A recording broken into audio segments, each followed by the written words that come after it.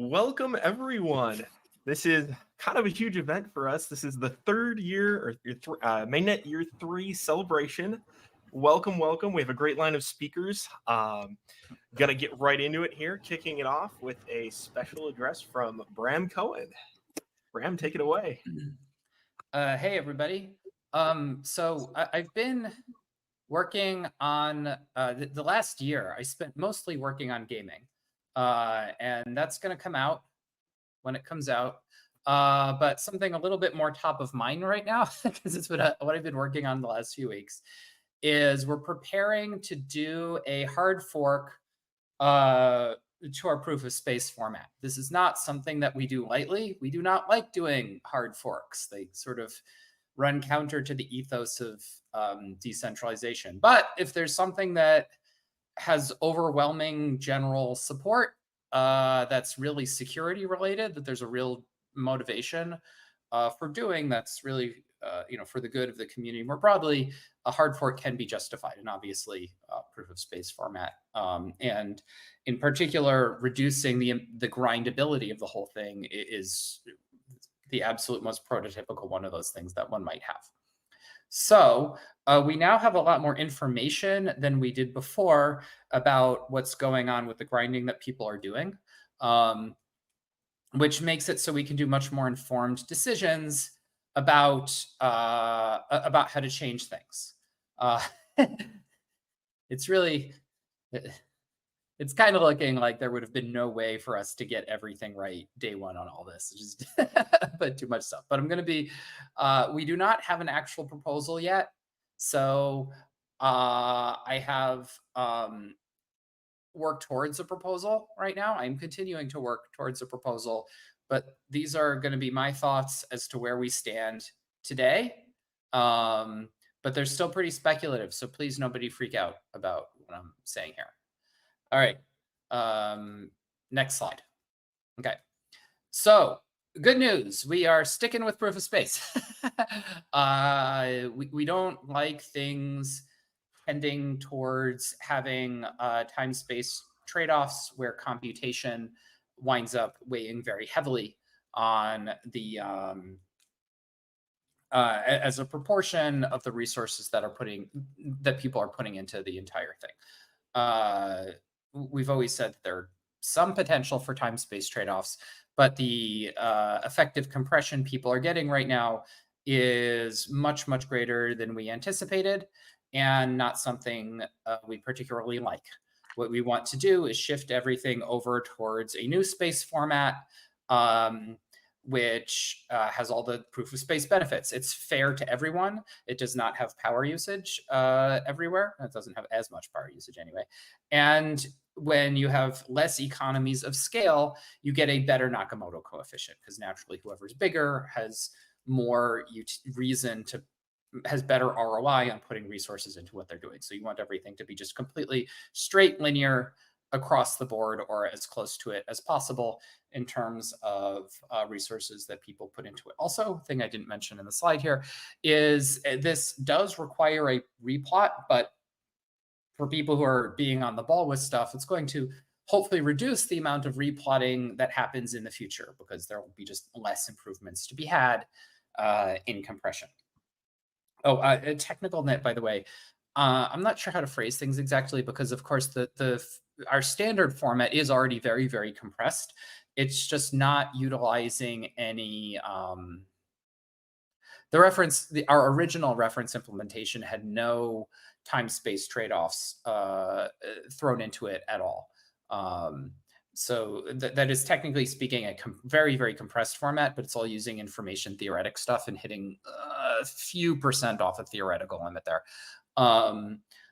Where it's the time-space trade-off stuff that we're concerned about. So I talk about standard format in places here to mean just no time-space trade-off compression. It's a bit of a mouthful. All right, next slide. All right, so everyone wants to know, what is the timeline for this, and freaks out about it. So I'm going to give something vaguely resembling a timeline here. This is all just a guess.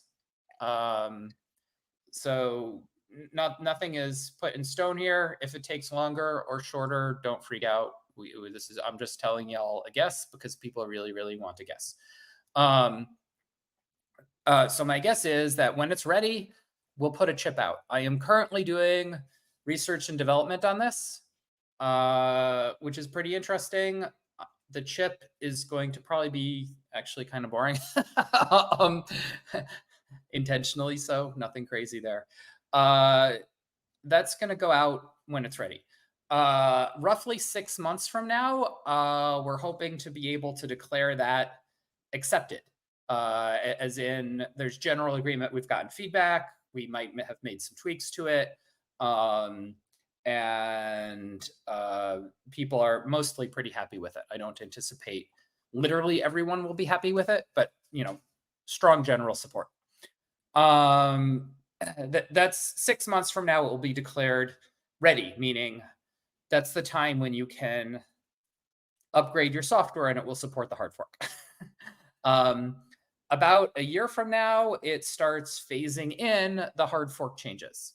So there's two different kinds of things in the hard fork. There are things that work on old plots, and then there's the new plots themselves. So the things that still work on old plots but are changes will kick in day one of the phase in, and which will knock out some old plots possibly. We got to work this out, but there are likely to be some things that kick in immediately there, and then that there's probably a period of, I'm guessing, around 6 months of phase in where the thing happens. Over that time, the bias towards new style plots gets increasingly big. So we don't want like a sudden thing where one day net space plummets because everyone's busy replotting. So what we're going to do is have a kind of a phase in over time where new style plots gradually get more and more favored over time, in terms of how much credit you get to them, until it becomes overwhelming. And then eventually just the old style plots don't even work at all anymore. And that endpoint is roughly 18 months from now. Next slide. Clyde? Yeah. Okay, so this is going to involve new style plots are going to involve some resource changes as opposed to old style plots. And these are, again, guesswork as to what it's going to be. We need to do more benchmarking and stuff, but this is hopefully going to be about right. The time-space trade-off compression is going to be much more difficult. So it may be that if you're running spinning disk, it might not be worth doing much of any of it at all, actually. So that would be good. The minimum plot size is probably still going to be a K32. The new K32s are going to be less than 1% bigger than the old ones, or maybe 1 or 2%. The filters are probably going to be unchanged. This surprised me a bit looking into this, but we're actually looking pretty safe against straight grinding right now. If it becomes necessary to have a new filter, to have further aggressive filter reductions, that's something we'll revisit another day. We'll see where we are after this is done. This is aimed mostly at stopping the time-based trade-off aggressive compression attacks people are doing right now, not just straight working against the filter attacks. So just straight replotting involving no space and hinting and stuff. So that's so probably filters are unchanged. They're just staying where they are, which is kind of nice.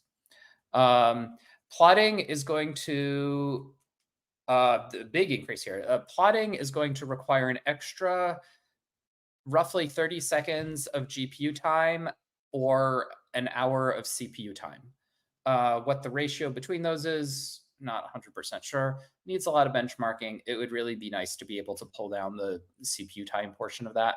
But we'll see how that goes. This also, you might notice, especially for the GPU, might actually be less time than it currently takes. This might not increase time all that much, or might not even really be a meaningful bottleneck on it. So not a huge increase in plotting time on GPUs potentially. Also, this is being very hand wavy about what a GPU is and what a CPU is, but sort of, CPU meaning typical desktop and GPU meaning, high-end GPU.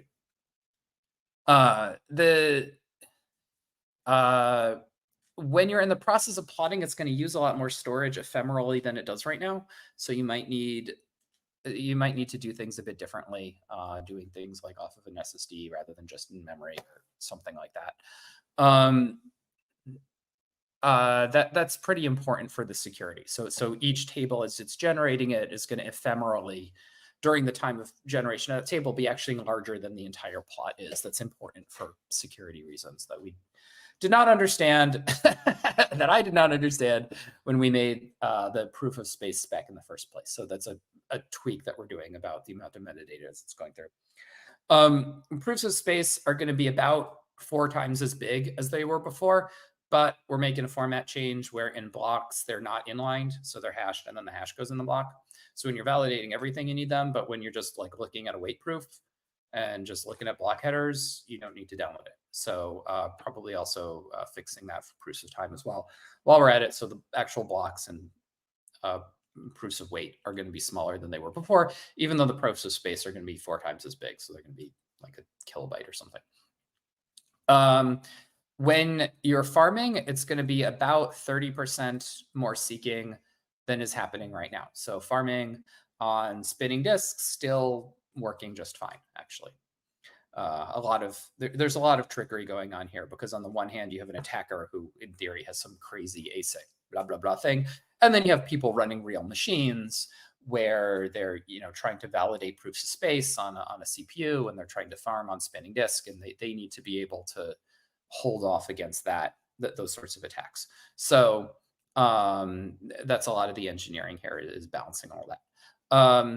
And then the final thing I'm guessing is proof of space validation is going to take about 2 milliseconds on a CPU. So not a huge amount of extra load if you're running a full node. That's really important. It needs to be that these changes don't make it so you can't actually keep up with the chain when you're trying to run a full node. Okay, next slide. All right, now the more technical parts of this, the consensus changes. So this is for the people who care. For most people, the stuff I said before is the important takeaways. But the consensus changes that are likely to kick in day 1, not necessarily actually. So always one of these might not be a good idea to kick in day 1. So the final table bucket and path for the quality lookup are going to be generated by hashing the plot ID and challenge instead of just looking at some bits of the challenge. That's kind of a, oh yeah, duh, I should have done that to begin with, kind of a thing. The other thing is, yeah, like I said before, hashes of proofs of space and time are put into block headers instead of them being completely inlined. So that one definitely goes in day 1. Actually, now that I think about it, maybe the other one should be at the end of the phase-in period instead of the beginning. But yeah, those are the changes that are not having to do with the new proof of space format. Okay, next slide.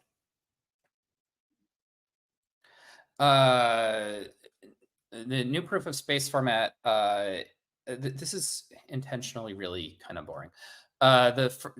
Calculating entries in table 1 is going to be an expensive operation.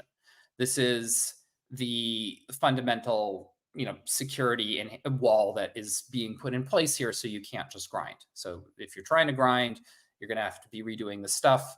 That's going to be about 30 seconds to do on a GPU for a K32. So that expensive operation is unpleasant to do over and over and over again. So that stops grinding. That's the main security thing. Also, increasing the number of tables from 7 to 9.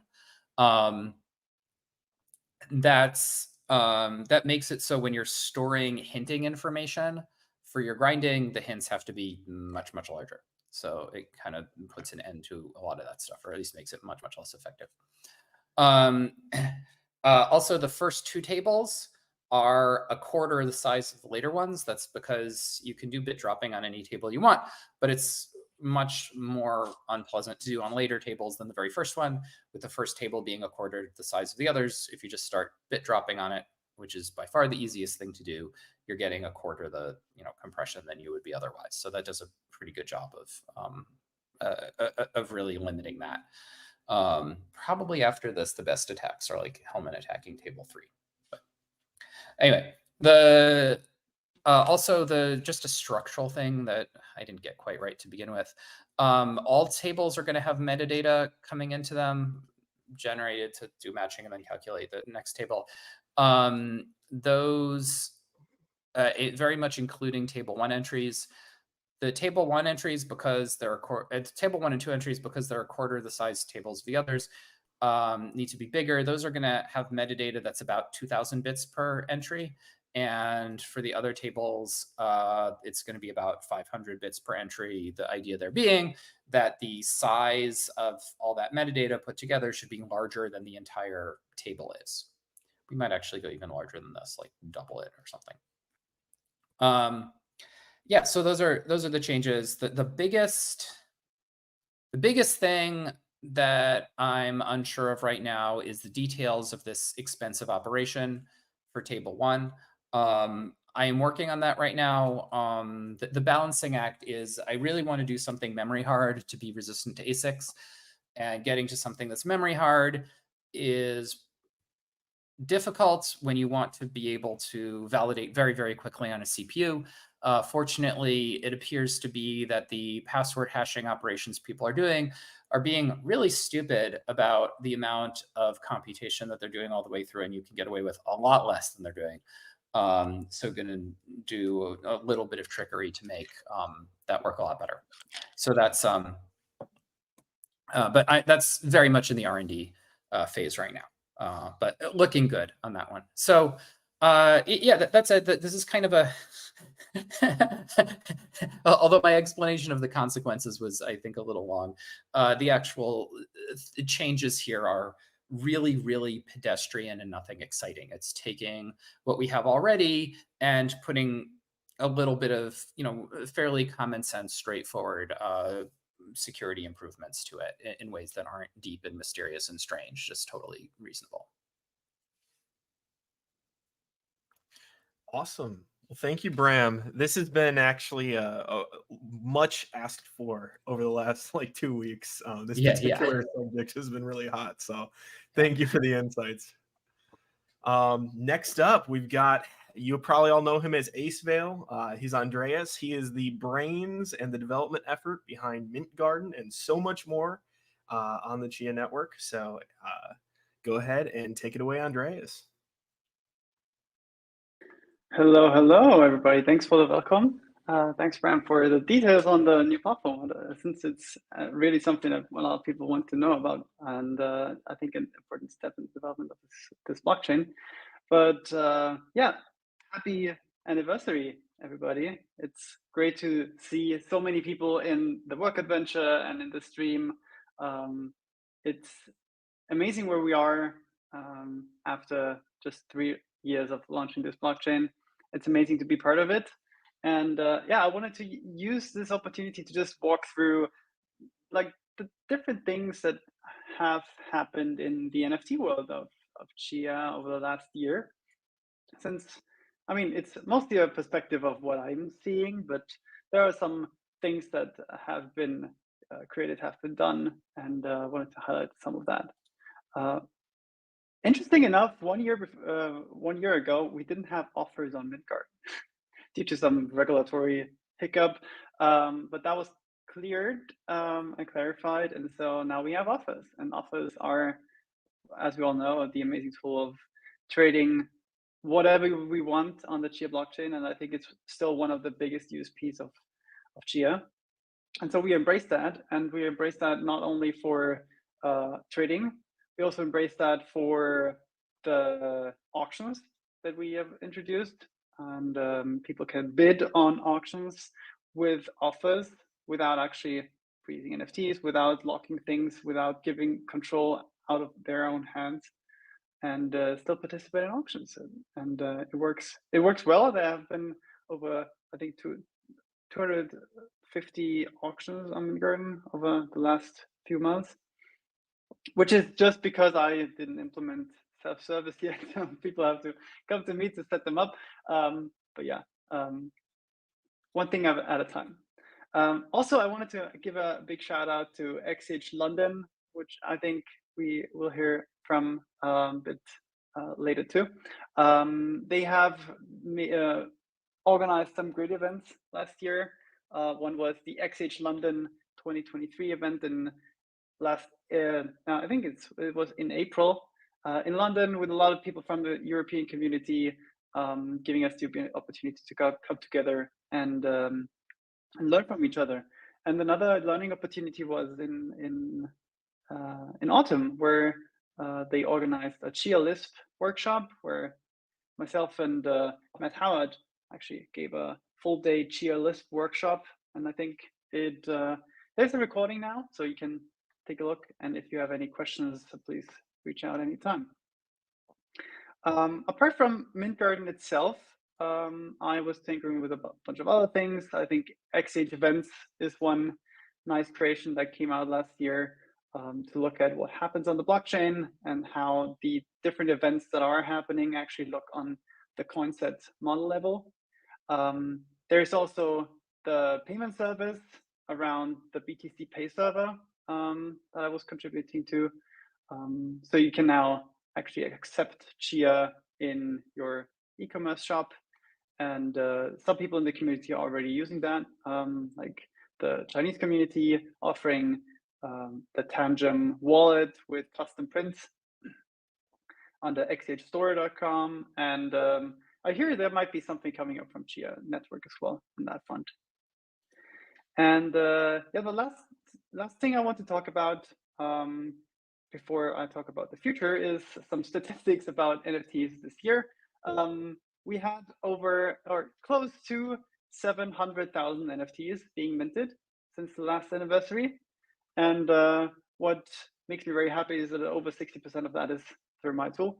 So that is great to see, that it really helps people to create NFT on Chia. The volume is about 33,000 Chia total trading volume, which is a bit over $1 million. So I think that's quite all right. And one important aspect of Chia NFTs is that they will make sure that royalties are being paid. And there's close to 2,000 Chia that has been guaranteed through that mechanism to be paid to creators.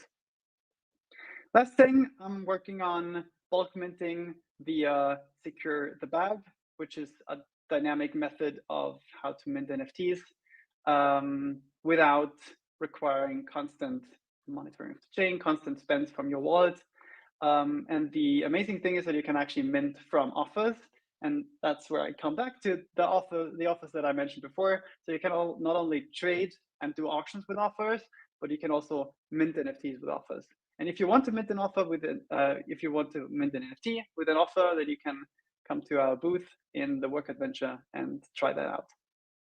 See you, everybody, and have a great next 4th year of the Chia blockchain. Thank you. Awesome. Well, thank you so much, Andreas. And yeah, I totally agree with your shout out. The XH London folks have just been killing it with events. So love to see more involvement there. And thank you for your involvement with them as well. All right. Next up, we have Tim over at Monkey Zoo. Tim has basically been a huge advocate for Chia for a very, very long time. Monkey Zoo has been one of the major NFT projects in the space, really active, helpful in education. So Tim, go ahead and take it away. Hey guys, yeah, thanks for having me. Yeah, hello Chia community, welcome to the event. Yeah, it's a real honor to be stood up, virtually on this stage with all these great minds and these great people. So yeah, it really is something special. So just for the next 5 minutes, I'd just like to sort of talk about what the Monkey Zoo project is, and give some of the reasons why we're building on the Chia blockchain, and maybe go into some of the bits that we're building in the future. So what we wanted then, the Monkey Zoo project, it's not just another digital asset collection. We want it to be a pioneering venture into the future of gaming, metaverse, interoperability, and digital ownership. Our choice to build on the Chia blockchain was a deliberate choice. You know, it was a decision rooted in our core values as a vision of what digital assets really should be. So let's just go into some of the basics that a lot of you guys know, and share some of the unique the unique pieces that that Chia offer us. So firstly, security. In a digital world, security is paramount, not just for us as a company, but for the consumers of our digital assets. The Chia blockchain offers unparalleled security. It combines the robustness of Bitcoin's security model with the advanced smart contracting functionality. This ensures that our assets and the people investing in our assets are protected against vulnerabilities that simply plague other blockchains. Another cornerstone of our decision to start building on Chia was the permanent side of things. You know, the Chia NFT 1 standard allows us to offer multiple links out to your assets. It ensures our customers that if something goes wrong, they have a backup. And it also ensures us that in the future, when we've got more futuristic storage technology, that we can keep up. We can keep adding to this. We can allow our users to keep adding. And we think it's a much better option to give us this permanence on a much longer scale. Provenance then, a lot of this I talk about in a lot of spaces, but provenance is also another critical factor.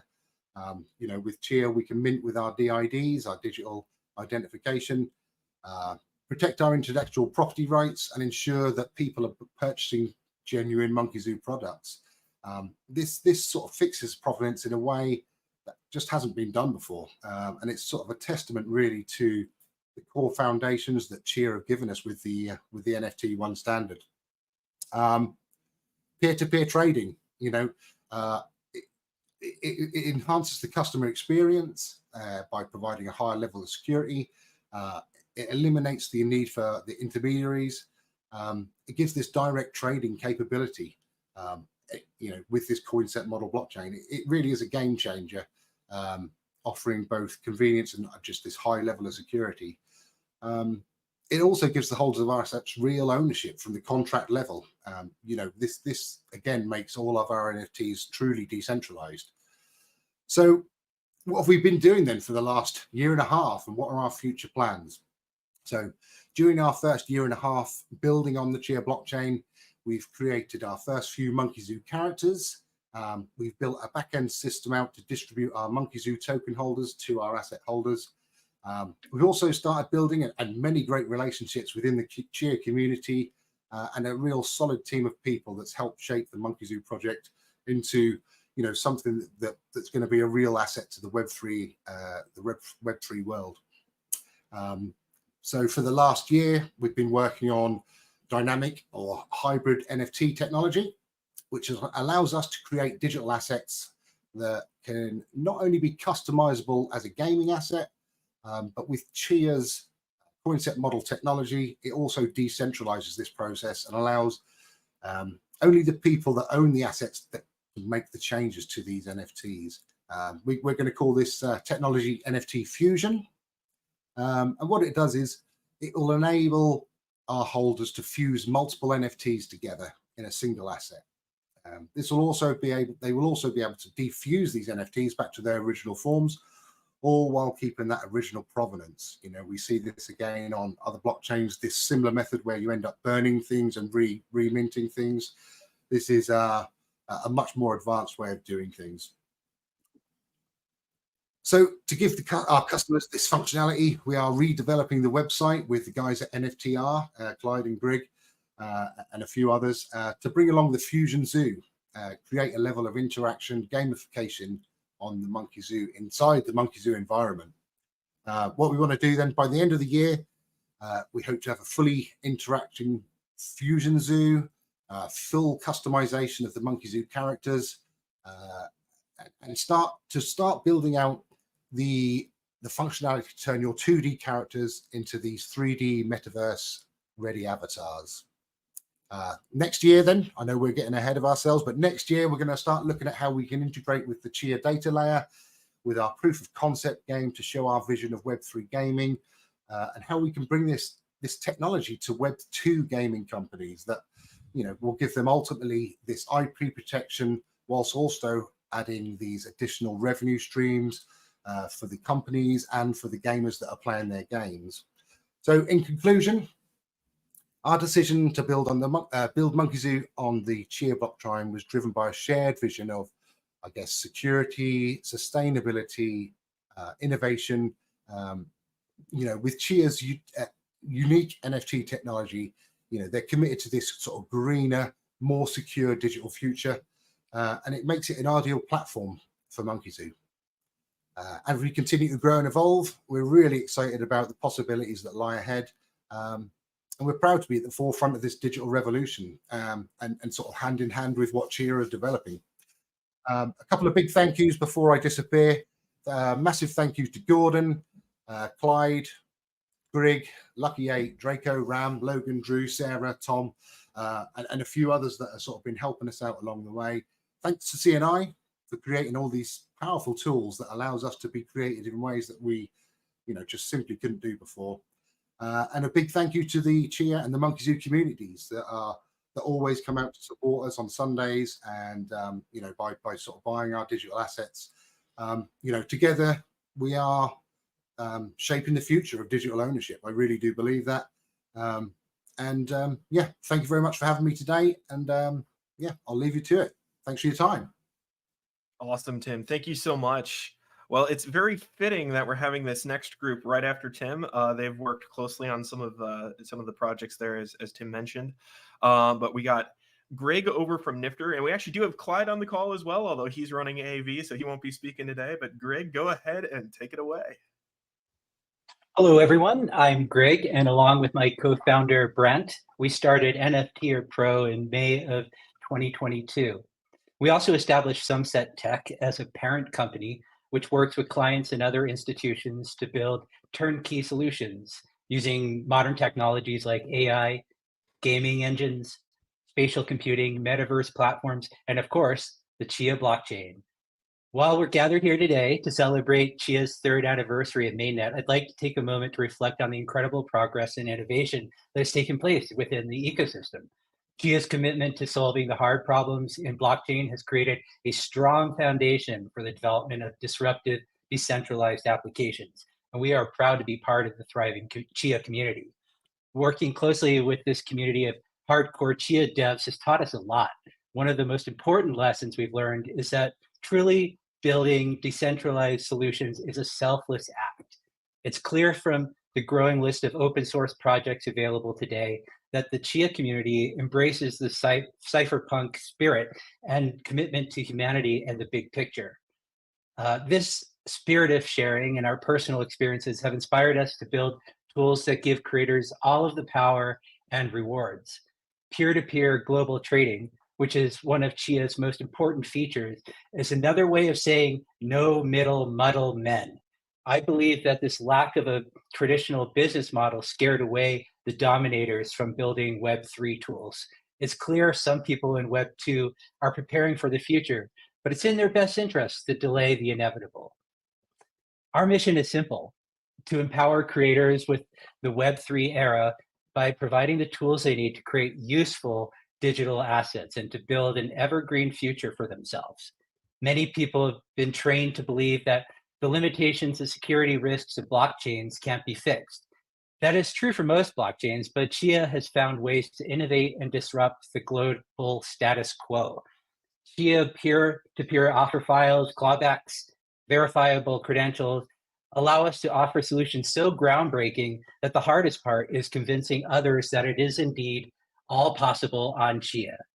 With Chia providing the primitives, we believe that the decentralized global network of finance, assets, and information is here. It's now in the hands of us early adopters to be the first through the door. Luckily for us, Chia has been supportive through grants, social outreach, and has an effective system called Chia Improvement Proposals, or CHIP for short. Over the past few years, we've been working hard to develop solutions that harness the power and security of the Chia blockchain. Our contributions to CHIP 15 and CHIP 21 demonstrate our commitment to advancing Chia's NFT standards. CHIP 15 enhances NFT metadata, enabling rich structured data that unlocks new possibilities for discovery and interoperability.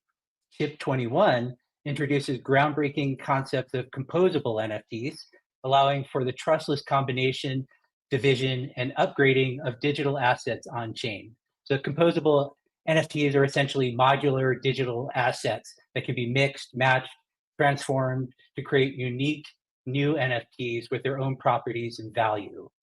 These standards inject foolproof capabilities into NFTs, paving the way for innovative use cases and redefining digital ownership. Additionally, we're actively integrating standards from Apple, Meta, the Metaverse Standards Forum, and leading metaverse platforms to ensure our solutions are compatible with the latest standards and technologies that will shape the future of the creatorverse. Last year, we launched the beta version of Minter, which we were awarded a Chia cultivation grant to build. It simplifies the creation and management of composable NFTs with extended metadata. We have been working hard to make exciting upgrades for Minter in 2024, and I look forward to sharing them soon. In the rapidly evolving world of AI-generated content, it's becoming increasingly difficult to distinguish the works created by humans and those produced by machines. As AI algorithms grow more sophisticated, the need for reliable provenance tracking becomes paramount. At NFT Pro, we're working closely with the Coalition for Content Provenance and Authority, the C2PA, to extend provenance tracking into Chia NFTs. This is particularly crucial in the realm of composable NFTs, where multiple creators may contribute to the evolution of a single asset. With C2PA integration, we can record the edit history of composable NFTs, providing a transparent and auditable trail of every modification made to the asset over time. This not only protects the rights and recognition of creators, but also fosters trust and accountability within the NFT ecosystem. One of the highlights of our journey so far has been our collaboration with Monkey Zoo on the Fusion project. I'd like to extend a heartfelt thank you to Tim, the owner of Monkey Zoo, for his partnership and vision, as well as the talented team behind Fusion Zoo, Lucky 8, Garrix, and Brent, for their hard work and dedication. It's been a real pleasure working with them and learning from them. Fusion Zoo showcases the potential for composable NFTs and really highlights the importance of collaboration and community within the Chia ecosystem. We're excited to continue exploring possibilities and pushing the boundaries of what's possible with Chia and NFTs. We believe that the strength of the Chia ecosystem lies in its community, the developers, creators, collectors, and enthusiasts who share a passion for decentralization and innovation. I want to take a moment to acknowledge the visionaries behind Chia, Bram Cohen and Gene Hoffman. Bram Cohen's BitTorrent, released in 2001, revolutionized content sharing on the internet. The peer-to-peer file sharing protocol improved download speeds and reduced reliance on centralized servers by splitting files into smaller pieces for simultaneous sharing. BitTorrent has shaped the modern internet, accounting for a significant portion of global traffic, and has fostered growth in open source and decentralized communities. Gene Hoffman, an entrepreneur and technology advocate, founded the Internet Anonymous Remailer in the early 1990s, providing secure and anonymous internet communication. As a director of Internet Mail Consortium, he developed open standards for email.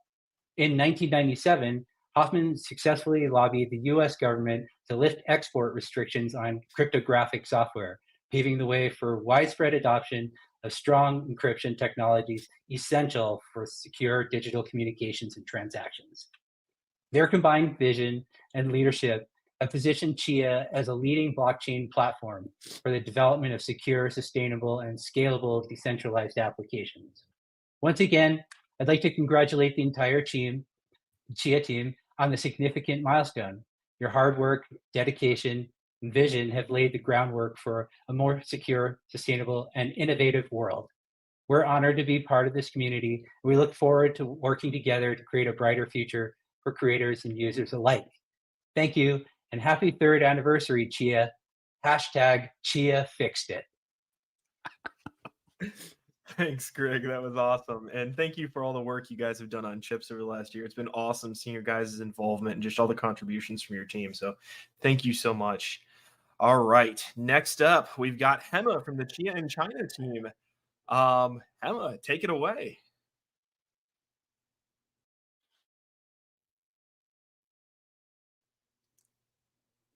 We might be having a slight technical issue here, so give us just 1 second.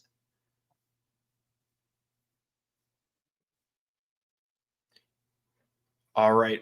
Looks like we're having a slight issue with the audio, so I am going to move it on. Next, we have Justin. Justin has worked basically VP of Development Operations and Security here at CNI.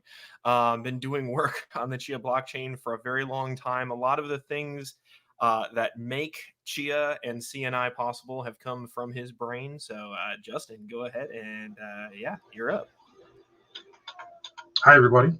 Good afternoon, good evening, good morning, wherever you are in the world. I'm not going to, usually you get super technical talks from me. I'm actually going to go the other way and just have a couple thoughts I want to share with you guys, and then we'll go on to the big man. So 3 years ago today, something audacious happened. We launched the Chia blockchain mainnet, a project fueled by a revolutionary consensus proof of space and time. It was a bold step, a leap into the unknown, and a testament to the belief there's a better way to secure a blockchain. When I was first learning about Chia, the thing that immediately stuck with me was that they were using a thing that I'd never heard of before called a Time Lord. All of my questions in that first conversation with Gene were either, how do you make a cryptographically proven time chain, which is easier than it sounds, and easier than it sounded in that conversation as a complete noob in the ecosystem, or whether I was really smart enough to work alongside this team. And as it turns out, I was. And so like many of you, I took the leap going all in on Chia. And as an early adopter of Bitcoin, this project offered me the opportunity to work on something I've always been passionate about, which is controlling your own financial destiny. There were, of course, doubters, some questions in the viability of proof of space and time. Others scoffed at the idea of a greener, more sustainable alternative to proof of work. To those people, it seems wasting energy is a feature and not a bug. However, we persevered. We believed in the potential, in the power of this technology, and even in the face of concerns like compressed plotting and plot grinding, and as Bram's presentation just showed, our team remains committed to the idea of a greener, more sustainable, more decentralized blockchain. It takes heart to stick with something new, something different. It takes heart to weather the inevitable storms, the moments of doubt, and the changes that arise when forging a new path. And the heart of this project isn't just this core team that I'm a part of, but every single one of you, the Chia community, the people who I joke with, argue with sometimes, and work with every day. It's your unwavering support, your tireless curiosity, your willingness to experiment and contribute. Those are what have kept us going and given us the drive to fight through some of the really dark, long nights here in these last 3 years. It's a shared passion and a collective belief in the future that has been the engine in driving us forward. I believe that we are still, even now, one of the world's most active open source projects on GitHub. I know that personally, for me, the last 18 months of community development have impressed me more than words can say. The things you guys create and come up with are incredible. Consider this a special shout out to the people in the community who take their time to build new tools, build new businesses, and contribute ideas and their thoughts with us. Without you, none of this is possible. And most importantly, I want to empathize my gratitude. We are deeply grateful for each and every one of you, for the developers building, the farmers securing, for the users who see the potential and are embracing this new technology. You guys are the backbone of this and the reason that we keep pushing boundaries and striving for innovation. It's been a remarkable journey these last 3 years, filled with challenges, but that's just the beginning. We have so much more to accomplish together, and here's the audacity that brought us here, the heart that keeps us going, and the incredible community that makes it all possible. And with ASIC Time Wars being released into the wild soon, I'm very excited for what Year 4 can bring to us. So thank you all again, and let's raise a glass or a mug if it's the morning to many more years of innovation and success. Thank you guys, and I really appreciate everything you do. Thanks, Justin. And I just absolutely want to echo a lot of your gratitude there. It's been fantastic seeing just how this community has come together. It's truly one of a kind. So, all right, let's see. Hema, is your audio fixed?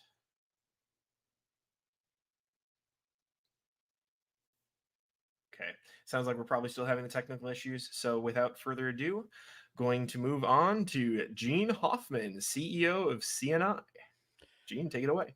Well, thank you very much. And, I'll just want to start with how impressed I am with everyone who's involved in this endeavor. This is more than just a company. It is a project that scans the globe that really has a chance to change in many ways how the world works. So on our third anniversary, I want to back way up. Recently, Slowest Time Lord posted a really interesting post to his blog that was basically about Bram kind of initially approaching Bitcoin. And I think one of the most important things about what this endeavor is about really looking to solve real problems. A lot of folks are skeptics of blockchains or think this technology is just scams and Sam Bankman-Fried's. And frankly, they have a lot to go on when they make that criticism. But when Bram approached Bitcoin, it was with an open mind. It was with, yes, there are a lot of things that don't work right, that suck. Let's think about what we could do to solve those. And let's go do the hard work, the unglamorous work, the real research and development, the deep math, like literally invent new math here in a couple different places. And we did that. And not only did we do that, we ended up shipping the most decentralized public blockchain ever. We peaked around 400,000 or 500,000 full nodes with, about 90,000 these days, but I actually expect that number to go the other direction over time as well. It is a marvel. We had one single slowdown ever, and the funniest part is that it was a known Bitcoin bug that we thought we had specifically looked at. Since then, for the last, 2 years, we have 100% uptime, almost 30 months of 100% uptime.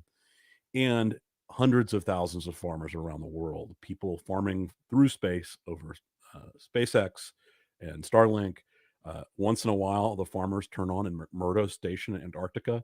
There really isn't a network that has the kind of reach and depth that we have. And then there is the true peer-to-peer ethos. This is about taking all of the middlemen out. It is about trusting less institutions, less people. My team here has challenged me to write a blog post that is, why does trustlessness matter?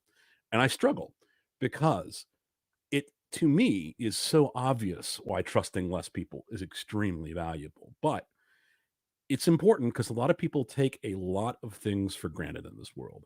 When you buy a cup of coffee with a debit card, you are trusting upwards of 5 different institutions simply to do that transaction. We forget what we accept is complexity and assume that that's just how the world has to work. It doesn't. There really shouldn't be a distinction between eBay and the New York Stock Exchange.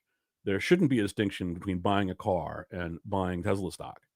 It should be all the same commerce. It should be all the same trust. And when we do that, in the West, we're very lucky. The dollar, yen, pound sterling, eurozone, those things kind of work. We know how to buy and sell things. We know what to do if someone tries to cheat us. We know generally how to deal with scammers. But outside of that, that's a luxury other places don't have. Now, a lot of people, I think, have talked about smart contracting and solving everybody's problems, and that's not the case. Smart contracts, though, can solve the last mile of the rule of law. You really can make it that once you have an agreement between two parties, that neither party can cheat. You all of a sudden have the ability to do things with like escrow agents, where the escrow agent can't steal the money. They can only choose which party wins or to what extent which party wins. Being able to give that level of trust to a globe that doesn't care what skin color you are, what locale you're from, what your religion is, what your politics are, when finance is truly divorced from all of those things, the world is going to be a better place and a more efficient place. I mean, some of this is strictly the profit motive of when you take a bunch of trusted parties out, there are less middlemen hands to feed. All of a sudden now you're paying for inclusion in the blockchain and doing a deal directly with the parties that you want to deal with. So, coming down a little more technically, tactically, I guess I would say, CNI has 3 really big goals for this year. One is to get our first non-carbon use case in production. And I want to pause with that. That'll be our second in production serious use case. There are not a lot of blockchains, maybe any, who truly have in production third party using other people's money in a trusted manner to solve real problems from the real world. There are a lot of casinos and LARPs. There are certainly real things like art trading. That's a really wild and new concept that can be a single market. And we're excited about continuing to make that a single market. But we think it's critical to be able to articulate one additional serious use case beyond just the carbon markets, which we also think are going to be big. And that leads me to the second point, which is that we want to expand carbon trading on the Chia blockchain.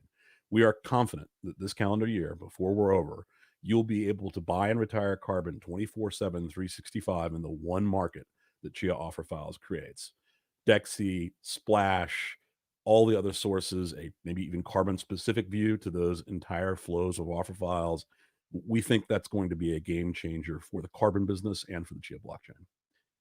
We also painfully are aware that our on ramps and off ramps must get better. And we're really excited about the work that Yak and many other people on this event are doing to validate our new bridge from an Ethereum style blockchain. We're excited about bringing things like wrapped USDC and ultimately things like wrapped USDT as well, so that the pairs that are available in this one market can have any kind of stablecoin to settle in.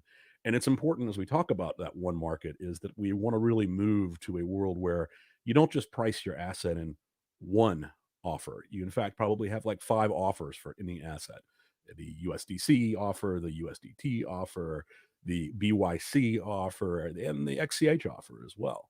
So we want that to be the de facto so that you're spreading liquidity, that you're not worried about which pool the buyer comes from, and just any buyer that happens to have whatever asset they want can easily compose the transaction they want with a willing seller. And finally, it's more in the background thing, but it's important. We are completing and moving that path to being IPO ready. With the things we can control look very good, and we continue to move forward. We're excited about that. We are, one eye on the market. Rumors are that the Reddit IPO is oversubscribed, and that is a good thing. I never thought we could be the first ones through, but if both coin markets and the IPO market, and those two are very different, but they are related, continue to be strong, we're excited about our potentials there moving forward. Now, again, the things that have me most excited right now are offers and custody. It's hard to imagine that we've had a bunch of blockchain projects that have come before, and they've attempted to get enterprise and government use cases and real people doing real things with other people's money, yet didn't really address seriously custody. 24 words is not something you look at a normal person at a normal business who's just a controller but needs to move millions of dollars a day and they're going to be comfortable with. That's just scary. And then most of blockchains have kind of focused on the individual consumer view of how you would use this stuff. The moment you get any sort of institution together, and we see this with some of the problems with DAOs, there are just these basic concepts like no one person should be able to spend more than X amount of the company's money. No one person should be able to generate carbon offsets from the registrar. So being able to make it so that companies and DAOs and others can just really easily set up rules that say, hey, as long as 2 of these 3 people agree, then we can go forward, and it creates a record, and we can change that when somebody leaves the company easily. That stuff has to be right. And we're really excited about what we're going to deliver here in the first half of this calendar year around cloud/enterprise wallet, around iOS signer and vaults. We're going to make this as easy and as secure as the kind of high security choices in Gmail. It's got to be that easy. And in fact, we expect things like iOS, Android, Ledger, and YubiKeys to be the kind of elements that you can use to build a human manageable way to recover, a organization manageable way to replace an employee when they churn, a easier way to not really trust an institution, but have an institution there if you die and if your spouse needs to recover your assets. There's a path that is both secure and reliable. So we think these things are massive table stakes to unlock blockchains to become not just the kind of 20% of America that uses it, but the 90% of the rest that will use it too. And I cannot underline enough that we are really the only blockchain project with governments and enterprises doing strategic real money things in production today. North of 80% of all carbon offsets that are voluntary around the world are documented in the CAD trust using data layer on the Chia blockchain. And that will lead to a robust on-chain carbon offset trading process. These are huge changes in those markets. And those sorts of huge changes, when you have other people's money at risk, they don't happen on degen crypto speed. They happen on, if they happen in 3 or 4 quarters, it's fast. So I ask everyone to persevere that building real things takes time, but we also have the evidence that we can deliver those real things. And each one of those real things that we deliver in production makes that conversation with the next that much easier. And so we're excited about that speeding up as we go out and bring in new customers, new partners that are doing important things that are strategic to them. And I'm proud of our community. Of late, there were attempts to censor in a way that I think is exactly the opposite of the ethos of what we're trying to do. I joke that we are cypherpunks and sport coats, but we remain cypherpunks. The idea here is that this is a permissionless system. It has a community that will reject what I would consider to be bad mind viruses. And I want it to work the way we do, to be very real, to be very direct, because we're talking about money. And we're talking about the global effect of how money works. And we're talking about making governments behave around money. When that's the case, we ourselves need to look to the things that 18th century thinkers were really thinking about how permissionlessness and speech and technological advancement shouldn't be a question that a majority of voters can say no to even. But even still, at least asking for it to be a majority is better than the tyranny of saying you can't think that, you can't do that, you can't commerce like that. And that gets me to the why. The thing that's critically important, the thing that's most frustrating in many ways, is that if and when, and it's only when, the question is timing on the if, we get the power of offer files, the power of self-custody, these tools into the rest of the 4 billion people around the world, we're talking about a level of personal freedom that we haven't had before. No longer, if you're a trucker in Canada and disagree with the policies, do you lose your checking account? If you're a sex worker in the United States, you lose your bank. If you are someone who sells guns, you can't access the credit card network. These financial infrastructure aren't supposed to be weaponized by politics. There's always somebody who has politics you don't like that will get weaponized against until your politics get weaponized against. Blockchains, cryptocurrency has the power to change that so that you don't have to try to get your money out of Beirut or out of Venezuela or out of Argentina. These are painful things for people to go through. And I think that the protection of wealth, the ability for you to totally and fully have agency over your wealth and your income, is one of the pillars of civil rights.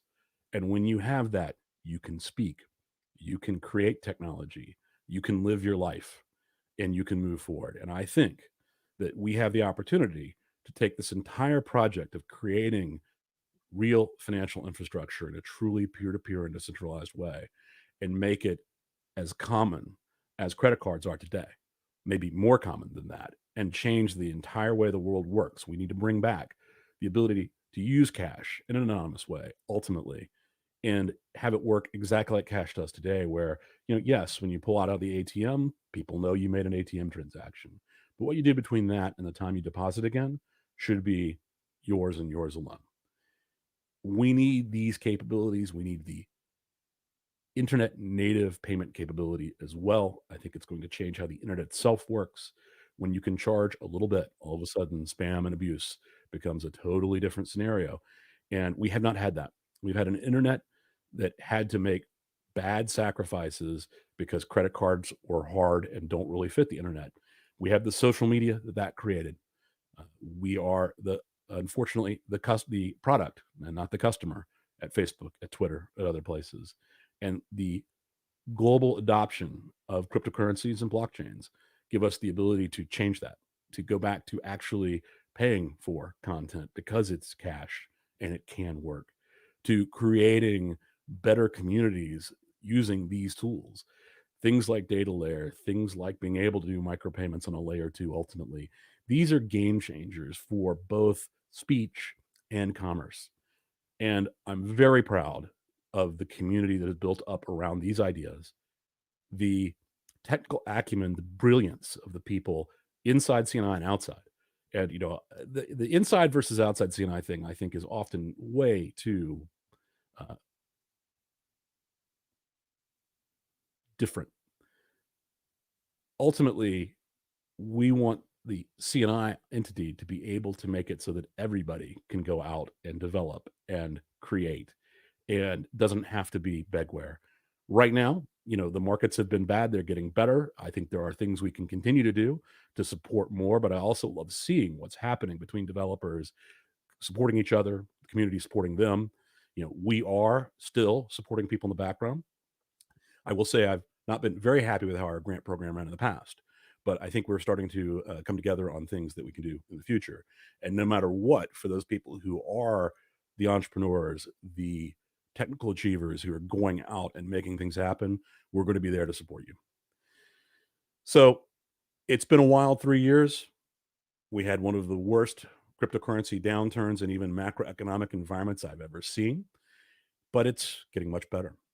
And we've built a tremendous amount of technology and tools and community and trust during that entire period so that we can now move forward faster and go to places that we've always known this can go, but go to them now. Go in a way that frees more people, that gives people more opportunities, more options, makes things more efficient, and ultimately creates more liberty. So thank you, everybody. I am humbled to be y'all's servant, frankly. So thank you very much and happy anniversary, everybody.